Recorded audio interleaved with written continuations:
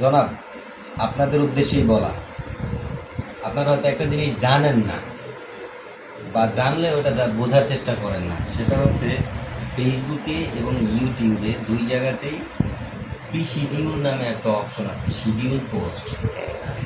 এই schedule post করে রাখলে আপনি একদিন যদি 10টা ভিডিও আপলোড করেন, 10 দিনের জন্য আলাদা আলাদা এটা অটো আপলোড হতে থাকে, যা আপনাদের মনে না বুঝে না জেনে সন্দেহের একটা অবকাশ সৃষ্টি করে। সো আপনাদের এই সন্দেহ দূর করার জন্যই আমার আজকের এই বার্তা। আপনারা আগে জিজ্ঞেস করেন বা যাচাই করেন। আমার মনে হয় তাতে সবারই সম্পর্কের অবস্থান ব্যালেন্স থাকে। এটা আমার রিকোয়েস্ট, কারণ অনেকেই দেখছি এভাবে অনেক কথা বলে, আসলে এটা ঠিক না। পরবর্তীতে এটা নিয়ে বড় একটা ইস্যু তৈরি হয় বা মনোক্ষুণ্ণ হয়, এটাই স্বাভাবিক। সো আমি রিকোয়েস্ট করব, আপনারা না জেনে না বুঝে আন্দাজে একটা মন্তব্য করে দেবেন না। ধন্যবাদ।